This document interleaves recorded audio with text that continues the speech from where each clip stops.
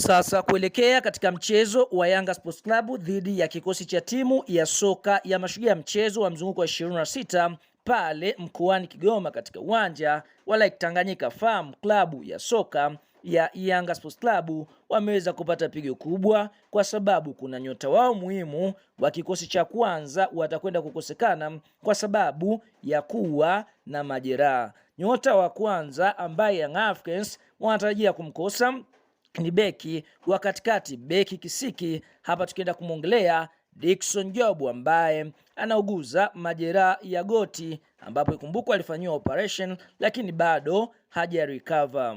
Nyota wa pili ambaye klabu ya soka ya Yanga Sports Club wanatarajia kumkosa ni mshambuliaji wao tegemezi, raia wa Tanzania Clement Mzize, ambaye naye pia alifanyiwa operation ya goti. Kwa hiyo tunaona hilo ni pigo